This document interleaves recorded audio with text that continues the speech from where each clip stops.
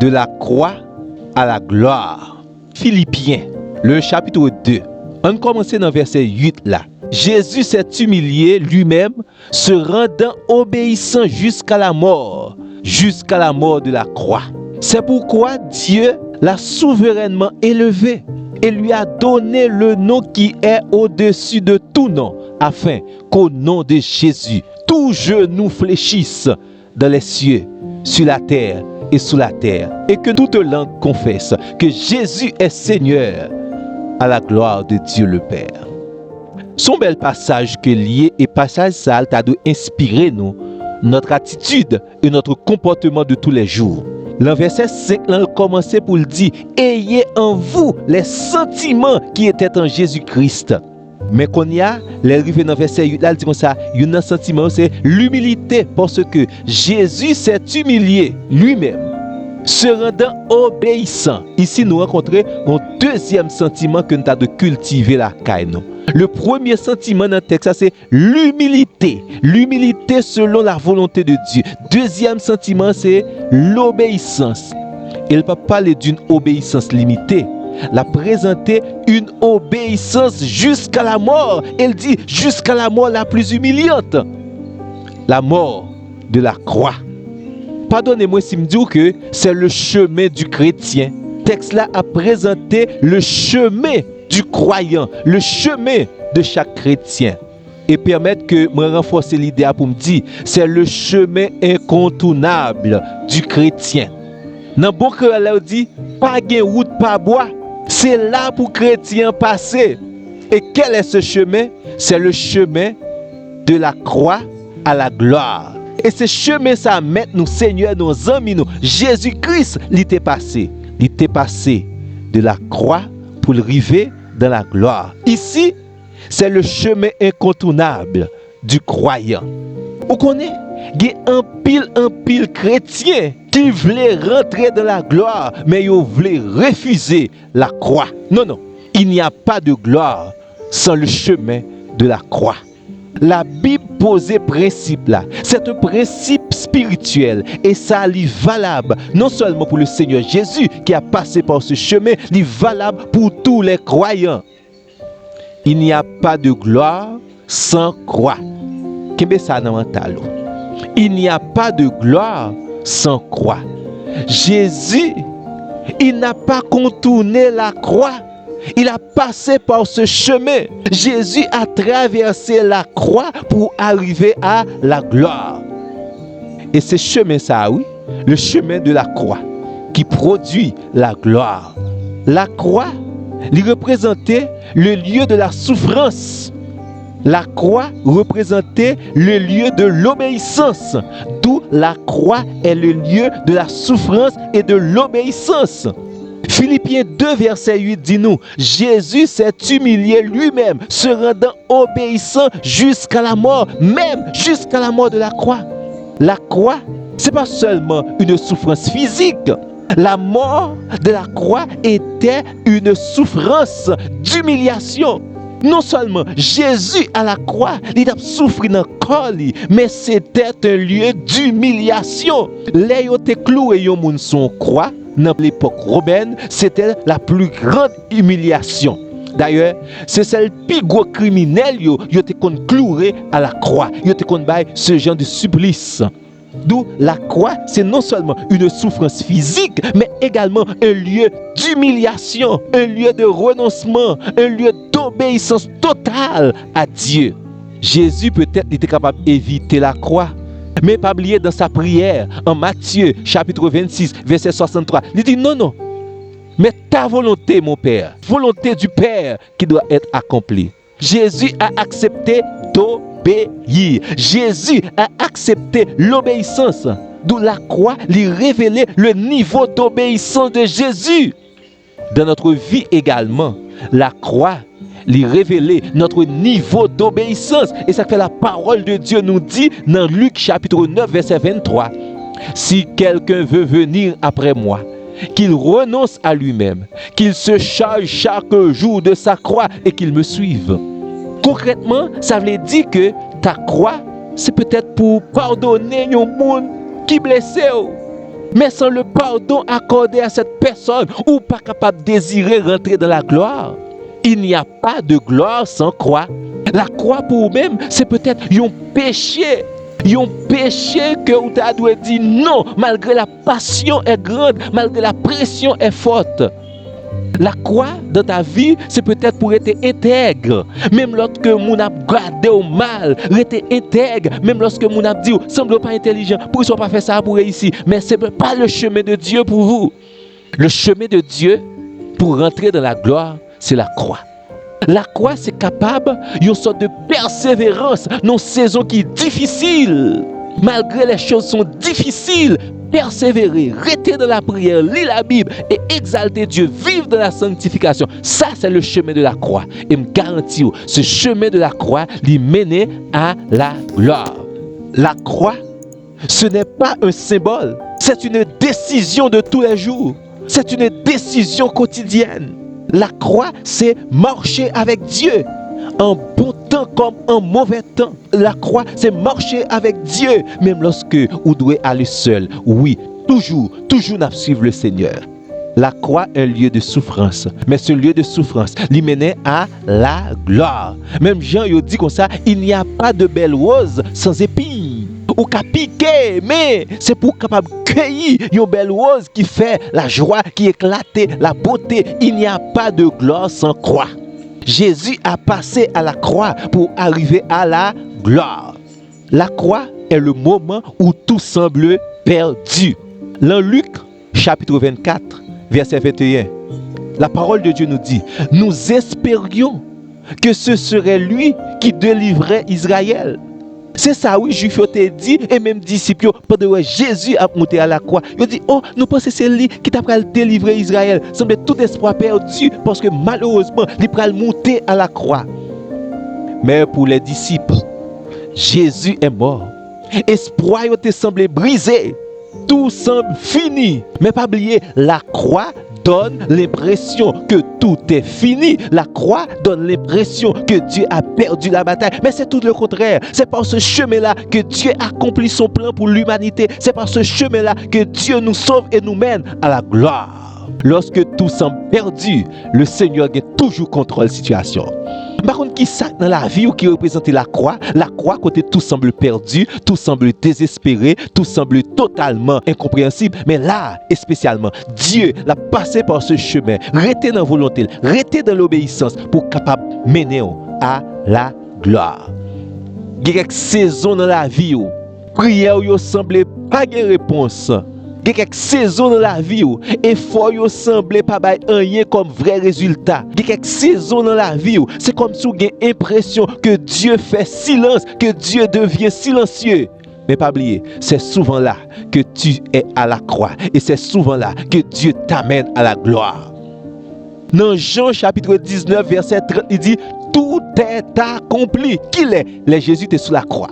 Lorsque tout semble perdu, Jésus-Christ a crié, tout est accompli. Zami moi, même lorsque tout bagage semble fini, pas oublier non, Dieu est en train d'accomplir quelque chose de spécial. Dieu est en train d'ouvrir le chemin de la gloire. Lorsque tout semble perdu, songez que bon Dieu gagne contrôle toute bagaille et bon Dieu l'a mené à la gloire. Dieu a préparé le chemin. Jésus-Christ a crié qui bon à la croix, tout est accompli. Zami moi, tout est accompli.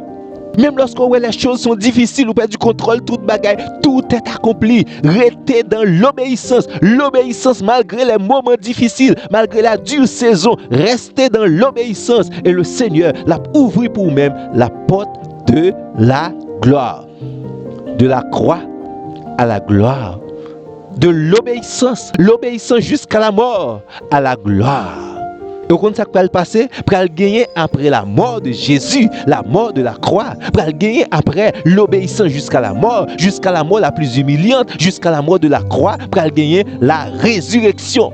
La résurrection qui c'est la gloire. La gloire après quoi? La gloire après la croix. Mais ça t'a dit là.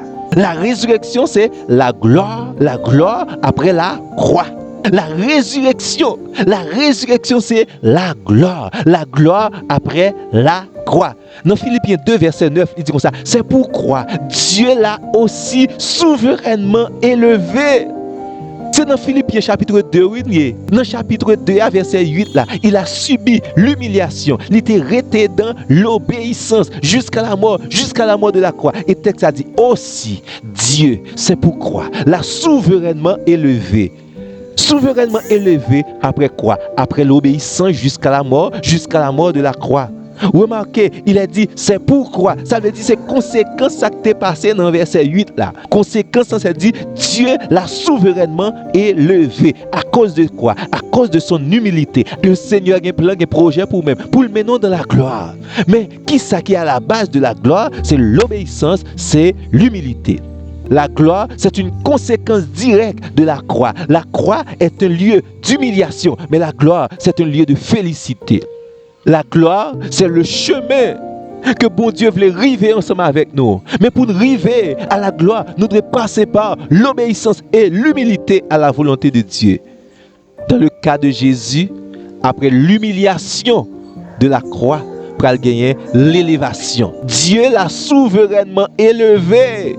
Dans le cas de Jésus, après la mort, pour gagner la résurrection, la victoire sur la mort et sur Satan le diable. Dans le cas de Jésus, la croix, c'est un symbole de honte. Mais après la honte, il faut gagner la gloire. Après la honte, il faut gagner la gloire. Dans 1 Pierre, chapitre 5, verset 6, il dit comme ça, humiliez-vous afin qu'il vous élève au temps convenable. Dieu a préparé un jour pour votre promotion, pour votre élévation, pour votre résurrection. Dieu a préparé un jour pour rentrer avec avant dans la gloire. En attendant, qui ça pour nous faire? Humilions-nous.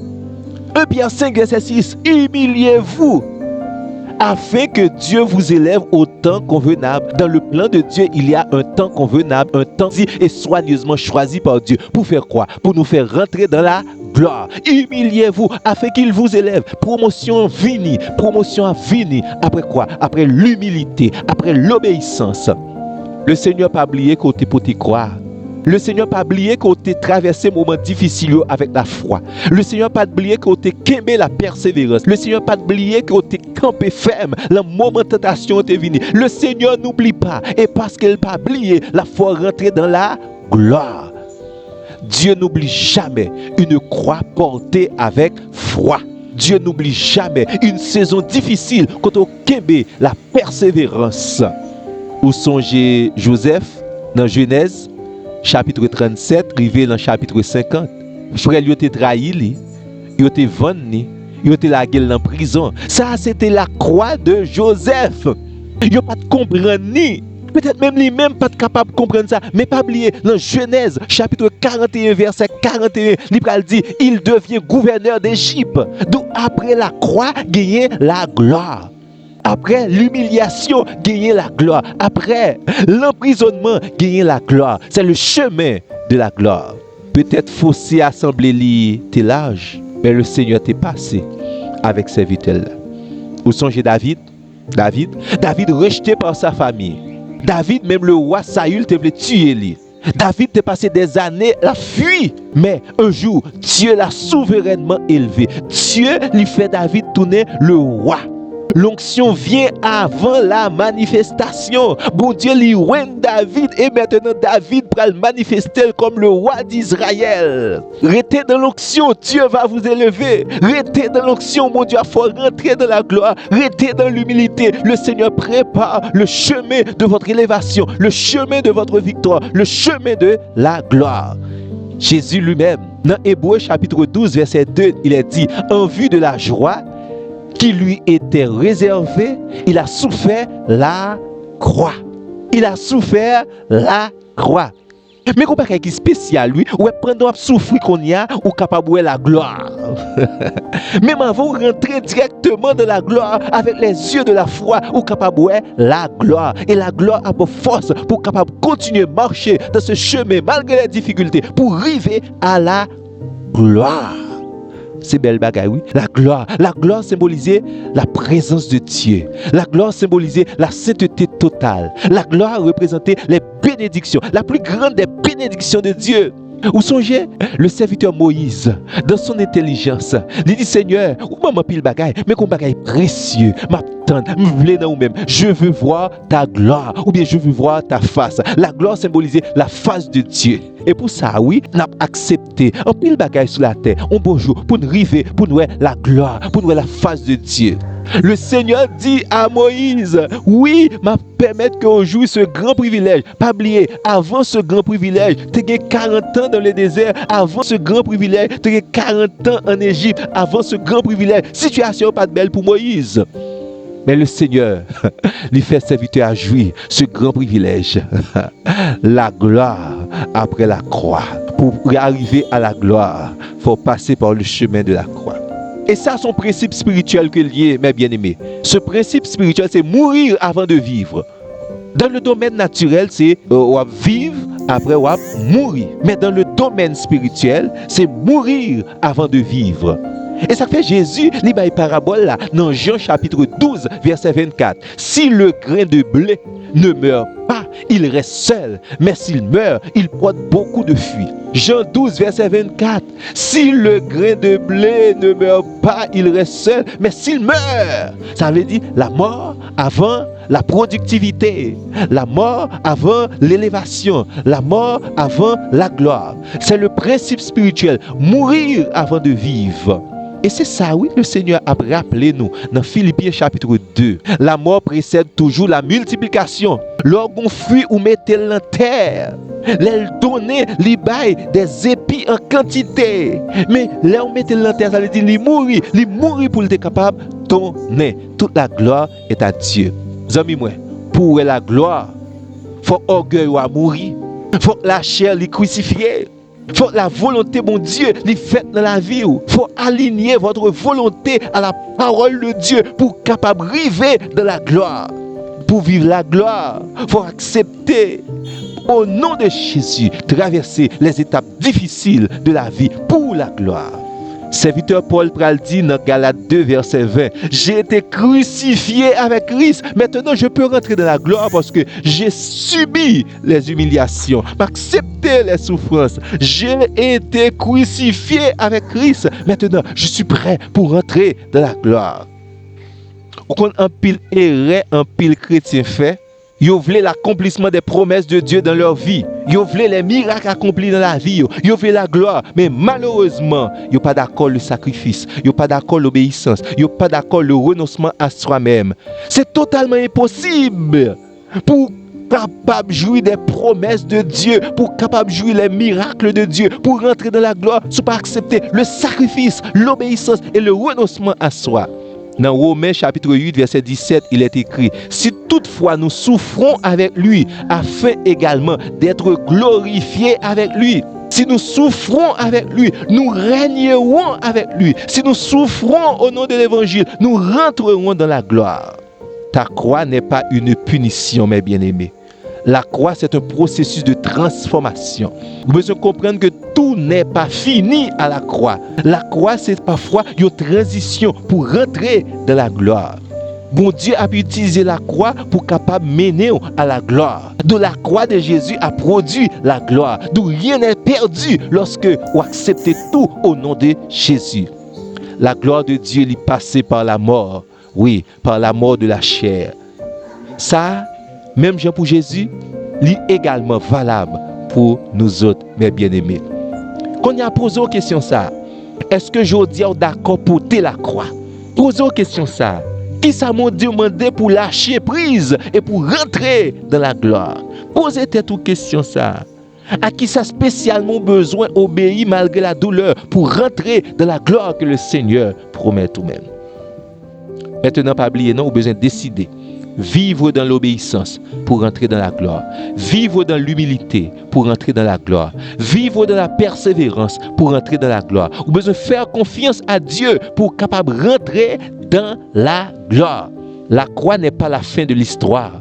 La croix, c'est le chemin de la gloire. La croix, c'est le chemin vers la gloire. Jésus n'est pas resté sur la croix. Il est ressuscité. Ou pas rester pour longtemps, amis moi, dans le chemin de la croix. Le Seigneur va rentrer avec vous dans la gloire. Tout ça, bon Dieu, crucifié, l'a ressuscité. Si vous quittez le Seigneur, crucifiez votre chair pour vivre de la sainteté. Le Seigneur, il vous ressuscitera. Si vous refusez la croix, c'est comme si également vous refusez la gloire. Mais si vous acceptez la croix, la gloire devient inévitable. Inévitablement, vous rentrez dans la gloire parce que vous acceptez le sacrifice de la croix. Dieu vous bénisse, mes bien-aimés.